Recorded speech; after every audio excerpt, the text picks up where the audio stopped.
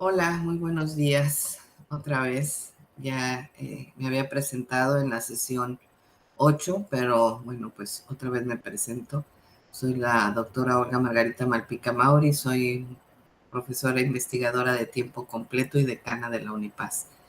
Hoy tengo el gusto nuevamente de compartir este espacio con ustedes en este curso taller intensivo del análisis de datos a la publicación, escritura de artículos científicos. En esta ocasión vamos a ver la sesión 9, que tiene el siguiente objetivo. La sesión se llama Ética y Proceso Editorial y tiene como objetivo reconocer los principios éticos en la publicación y el ciclo editorial. Vamos a ver cuáles son estos referentes que nos van a pedir todas las publicaciones, porque cuando nosotros enviamos un artículo a publicación suelen pedirnos ciertos requisitos que tienen que ver con un principio ético. Pues vamos iniciando, ¿no? Lo primero que nos va a pedir, o sea, aquí tenemos los principales puntos de lo que se nos va a solicitar. En la próxima sesión ustedes van a revisar estos temas quizás un poco más a detalle, pero cuando hablamos de estos de principios éticos, uno de los elementos importantes que nos va a pedir la revista es que la investigación que estemos presentando sea original, es decir, que no haya sido publicada con anterioridad. Las publicaciones o el interés de las revistas es publicar información nueva, no información pues que ya está repetida o que ya ha sido publicada. Entonces, eso es algo que nos van a pedir.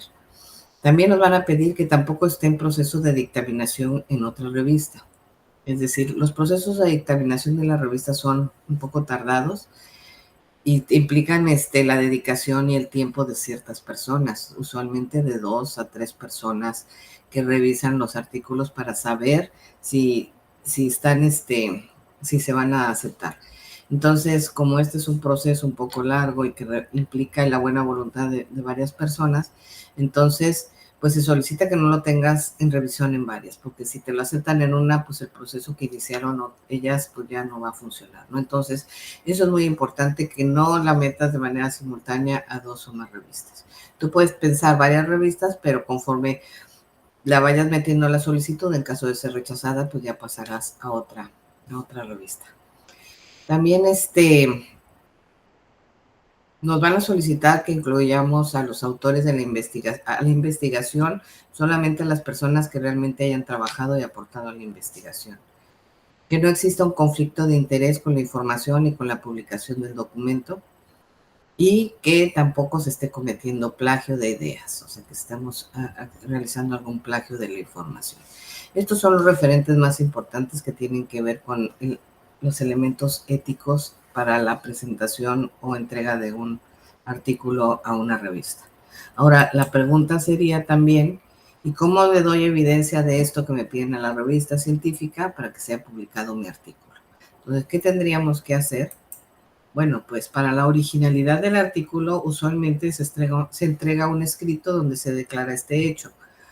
Entonces, nosotros vamos a hacer un escrito sobre afirmando y declarando que nuestro trabajo es original y que no ha sido publicado en ninguna otra revista. También que es una revisión única que está siendo revisada solamente por esta revista donde la estamos metiendo, también se hace a través de un escrito. Los autores y su colaboración en el trabajo, pues que solo están anotados los autores que están ahí. Pues sí, para esto nosotros entregamos un escrito donde se describe también la participación de cada uno de los autores, en qué apartados o partes del trabajo participó o de qué manera participó cada uno de los investigadores escritos o autores anotados en el trabajo. Esto porque es importante identificar que no a cualquiera se debe anotar, sino a los que hayan tenido una participación importante y sustancial en la investigación. También el tema de que no hay conflicto de intereses, nos hacen firmar una carta de eso, de que estamos declarando que no hay ningún conflicto de interés con la publicación de la información y con la información, con los datos y con los autores.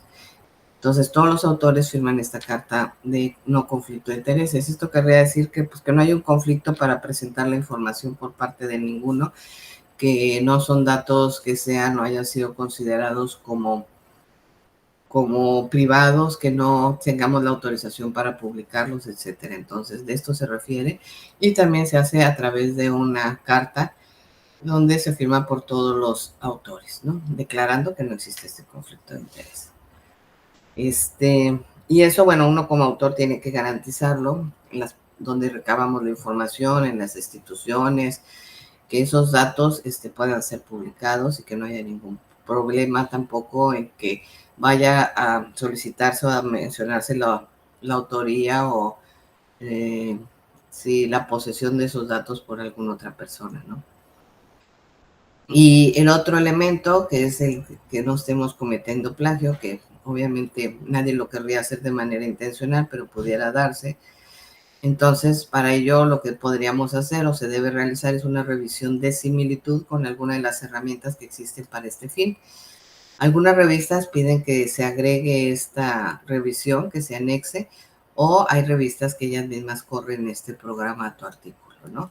Pero bueno, siempre es importante que antes de que lo envíes, tú revises, porque esto podría, en caso de que tú no lo hagas y lo corra la revista y detecte algo así, pues pudiera, pues considerarse como algo grave y ya no permitirte la publicación en la revista o no sé qué tipo de consideraciones. Por eso siempre es bueno, aunque ellos hagan la revisión, tú también hacerla. Ahorita vamos a profundizar en ese tema. Precisamente de todos estos, pues el que requiere quizás una mayor profundidad en términos de esta cuestión ética, pues es el tema del plagio.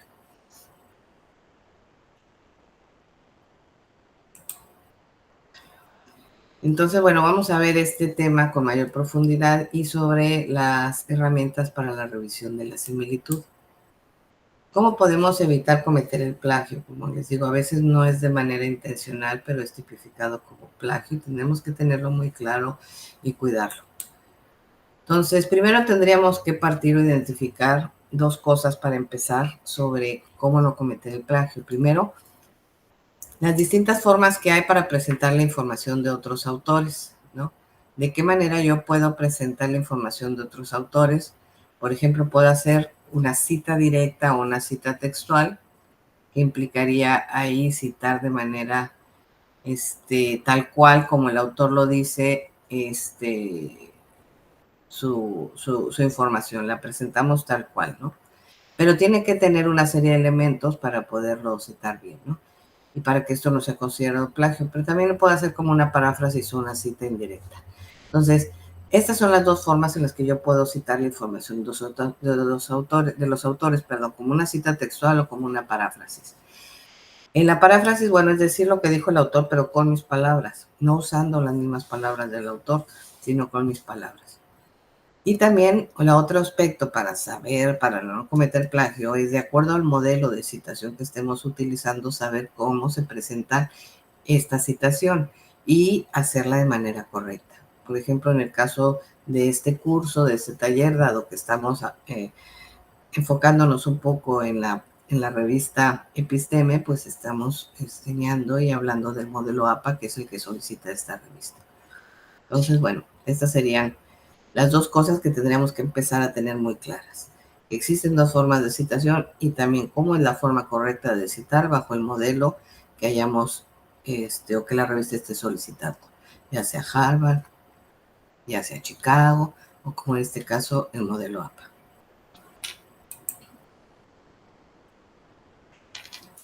Bueno, como ya mencionamos en la sección 8 se revisó el tema de la citación, el modelo APA.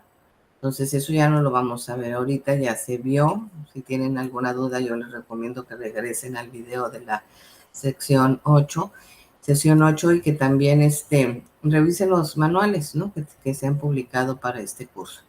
Pero vamos a ver entonces tema de la similitud y el plagio.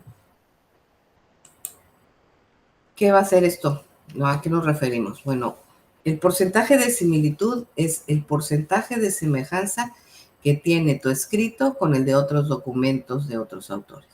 Entonces, usualmente esto se refiere a fuentes escritas que se encuentran en internet, obviamente, o fuentes que da un incluso de libros, pero que están ya subidas como en una base de datos. Entonces, Se hace la comparación de tu escrito con las diferentes, las miles o millones de fuentes de consulta que existen subidas al Internet.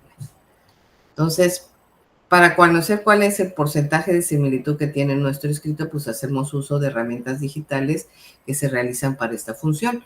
Por ejemplo, existen versiones gratuitas, la verdad que te hacen esta revisión, pero la verdad no son muy confiables.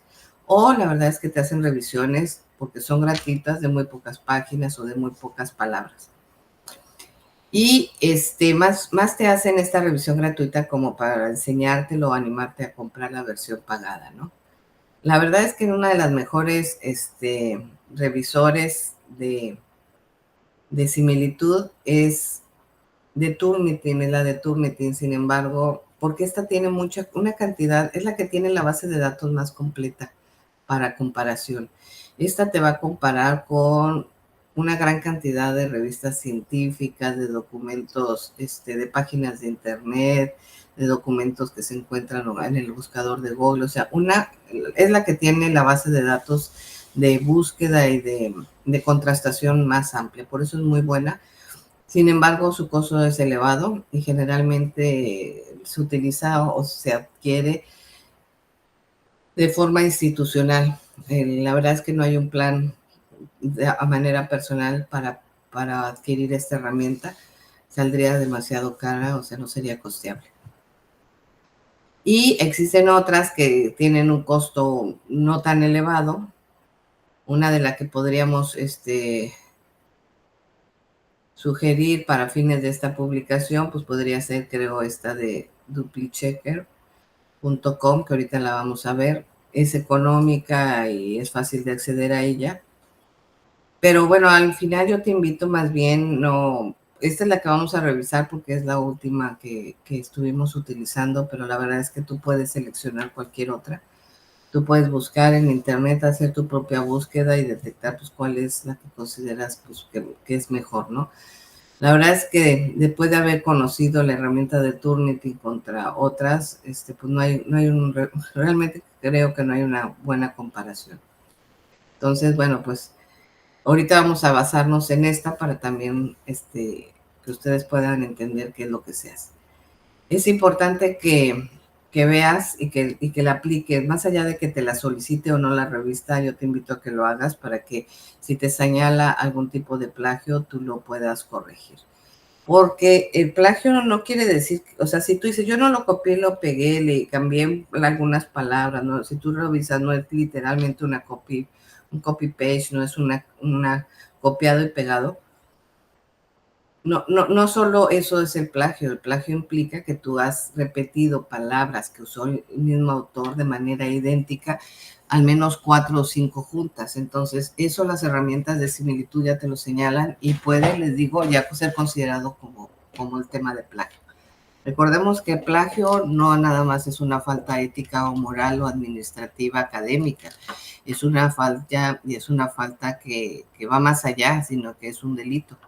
Y es un delito que se encuentra también marcado como una violación a los derechos de autor, pero también tiene su condena del tipo, creo, penal también. Entonces, en ese sentido es que no hay que tomar a la ligera esto, además de que pues puede generar un mal precedente para nosotros pues cometer el plagio. Entonces, siempre, y por eso lo recomiendo, hay que usar las herramientas correspondientes. Y como les decía, bueno, existen, por ejemplo, de esta fuente que la saqué de Costa, que publica en Ideas Propias, que es un blog, el 16 de enero del 2023, y sacó esta publicación de comparación de herramientas antiplagio. Entonces, bueno, pues yo aquí les comento, ¿no? En realidad, ella hace esa comparación y la verdad es que, por ejemplo, nosotros estuvimos utilizando también PlagScan porque utilizaba de alguna manera, me parece, el mismo Turnitin, no sé cómo era la negociación o la forma de trabajo, pero en realidad tú pagabas PlagScan y veías que era una revisión prácticamente de Turnitin.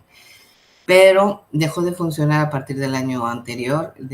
Nosotros teníamos cuenta pagada y nos avisaron que iba a dejar de funcionar, que usáramos nuestros créditos que teníamos para revisión de plagio y dejó de funcionar. Y también conocimos Turnitin, la verdad es que es una excelente herramienta. Si ustedes se fijan aquí en la comparación que nos está haciendo, en realidad, esta Costa, que es una mujer, compara con más de 70,000 millones de webs actuales y archivados y con contenido académico. O sea, la verdad es que Turnitin tiene la base de datos más grande. Fíjense, 70,000 millones contra poco más de 20,000 periódicos contenidos de Plascan, contra Viper, que también 10,000 millones. O sea, tendríamos que ahí buscar, ¿no? Realmente yo les invito a que ustedes hagan esta exploración y seleccionen la que más les convenga. No solo por una cuestión de dinero, sino también por una cuestión a lo mejor de qué tan buena revisión es la que hace, ¿no? Claro que si uno no sabe o está consciente de que no cometió plagio, pues entonces pues tendría que estar consciente de pensar que la similitud va a ser baja. Pero de todas maneras les invito a que se haga, no se confíen. Y bueno, por ejemplo, aquí nosotros tenemos el ejemplo que les decía de una cuenta de DupliChecker en la que están estas herramientas. Te ofrece varias herramientas. En nosotros estaríamos más bien pensando en la verificador de plagio. La similitud se llama al porcentaje que se obtiene de comparar tu documento con otros documentos, ¿no? Sin embargo, si tú ya lo publicas, ya se lleva a un nivel de publicación, pues ya eso ya no se vuelve similitud, sino es un plagio. Eso es por eso lo que hacemos esta advertencia. Mientras yo lo estoy revisando, analizando, pues es un porcentaje de similitud, pero puede convertirse en un porcentaje de plagio si yo me atrevo a publicarlo de esa manera. Entonces, bueno, aquí está más o menos la herramienta. Tú aquí tienes bien diferentes opciones.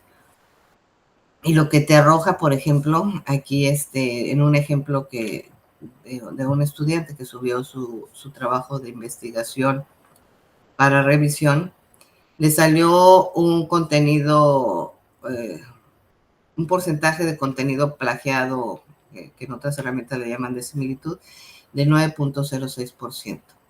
Exactos son 6.3, o sea que tienen como tal exactos, pero que tienen un nivel de similitud o que la comparación es parcial, o sea, no es completamente o no es exacta, un 2.76 contra el 90.94 que es de contenido único, es decir, no se encuentran referencias de tipo de plagio, ¿no? Entonces, bueno, y luego te dice de qué fuentes o recursos, qué porcentaje de estas diferentes recursos o páginas se encontró, 0.20%, 0.20%, y te da ahí el score.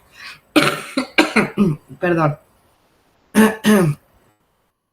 Pero lo más interesante de esto, pues es que te indica en el propio documento, por ejemplo, con el color amarillo te señala lo que es parcialmente y con el color como naranja o medio rojo, lo que es exactamente en la fuente se localizó tal cual.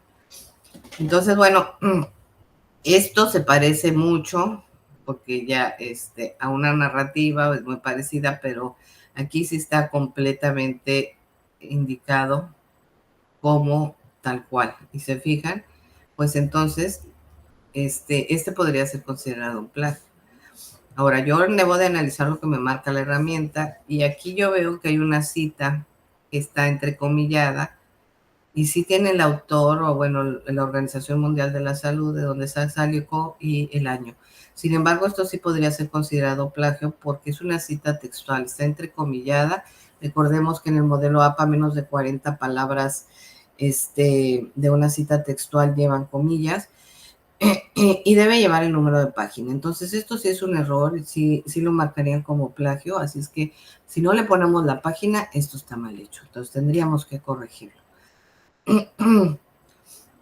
Lo corregimos poniéndole la página, más porque se pretende o se está viendo que pretendía hacer una cita textual y está mal elaborada. Perdón.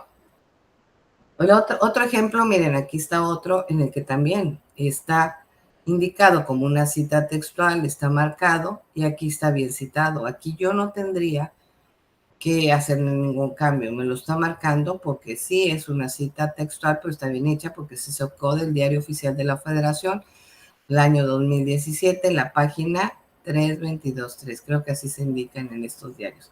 Sí está indicado el lugar exacto donde se sacó. Entonces, esto, aunque esté señalado, está bien indicado y esto no es un plagio. Estamos dándole referencia y le estamos dando el reconocimiento a quien, de dónde salió la información, que en este caso es el Diario Oficial de la Federación. Aquí tenemos otro ejemplo, que aquí este sería un caso más grave porque aquí ni siquiera se indicó que es una cita textual y está manejada de acuerdo a la forma en la que está citada, en la que solo dice el autor y el año, se está manejando como una paráfrasis. Y en realidad esto no es una paráfrasis, es una cita textual. En este caso, lo recomendable es que se reescriba, que se vuelva a escribir parafraseando. Porque si yo estoy diciendo estoy parafraseando, tendría que escribir lo mismo que dice este autor, pero con mis palabras, y no de esta manera. O la otra, volverla a una cita textual con los lineamientos que se establecen, ya sea poniéndole comillas, no sé si son más de 40 palabras, pero si no, pues ponerle el margen más corto si son más de 40 palabras y anotar el número de la página. Acuérdense que aunque saquemos información de internet, se pone el párrafo, el número de párrafo de donde se sacó. Entonces, sí hay formas de citar de manera correcta y esto sería un plagio y podría ser una causal, pues primero de señalamiento, de rechazo del artículo y de una indicación por parte de la revista que se cometió plagio. Entonces, evitarnos todos estos problemas a través del uso de estas herramientas va a ser muy útil. Ahora, aquí les voy a poner un ejemplo también de que no son tan caras en realidad. No sé ahorita, nosotros compramos la última versión por número de palabras. Ahora, parece que bueno, sí tiene palabras, pero también el número de búsquedas. No entiendo bien ahora el nuevo concepto. Antes nada más te decía, por tantas palabras y pagas tanto. Ahora hay como cuotas mensuales, por ejemplo, esta que te ofrece de 15 pesos al mes, que sería pagar como 180 pesos al año. Y para que estés usando la herramienta, creo que dice ahí que te da la búsqueda de 170 posibles búsquedas con unas palabras totales de 50,000 palabras. Son accesibles, o sea, estarías pagando generalmente un promedio de entre 120 a 200 pesos para revisar tu documento. No sé si es la mejor opción, es una de las opciones. Yo les invito nuevamente a que lo revisen, ¿no? A que vean cuáles son las que te brindan una mayor bases de datos. Eso es lo importante.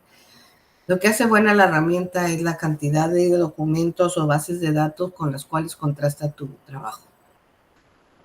Aunque obviamente uno debe de estar consciente que no está cometiendo plagio, puede pasar como en estos casos, que no existe bien la cita o que estás utilizando palabras que usa el mismo autor de manera consecutiva y pegada y eso lo marca como plagio.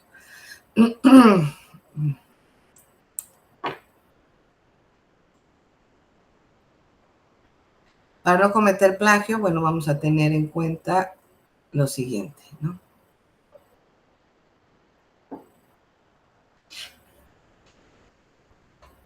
Evita o cuida, dice ahí, ¿no? El patch writing o paráfrasis deficiente. Creo que estas son las causas o las razones por las que la mayoría de las personas, sin querer cometer plagio, cometen plagio.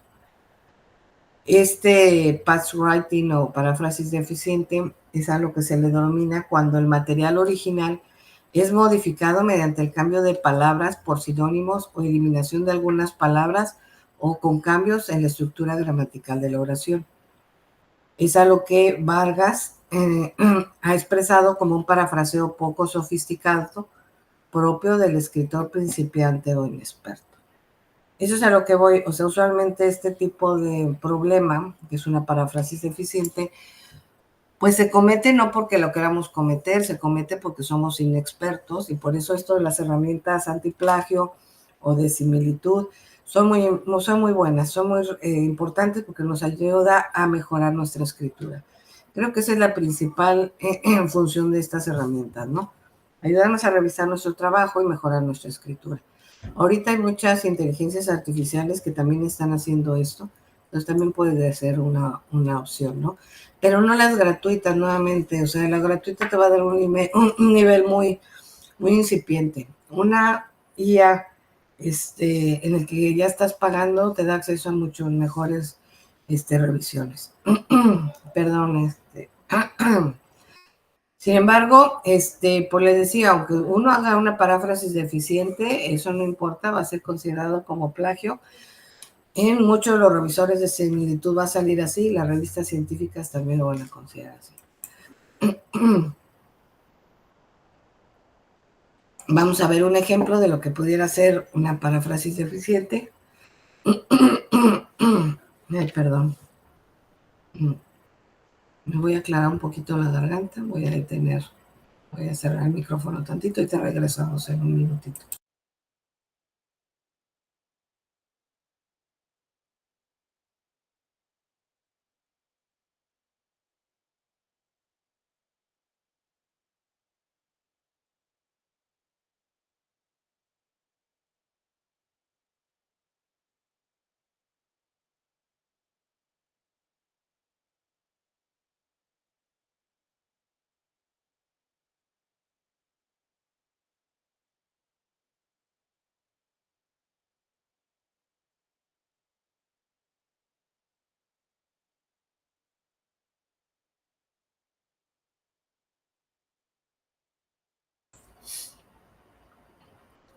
Bueno, vamos a continuar. Creo que ya está más clara mi garganta.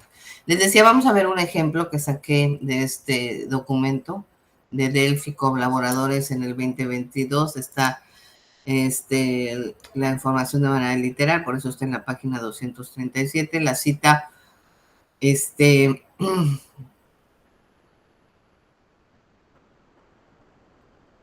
trabajada, dice, parafrasear es una forma de usar un texto en tu propia escritura sin citar directamente el material fuente. Cada vez que estás tomando información de una fuente que no es la tuya, debes especificar de dónde obtuviste esa información. La versión de una patch writing o una paráfrasis deficiente sería esta de aquí abajo. Lo que estoy resaltando en roja son las palabras agregadas.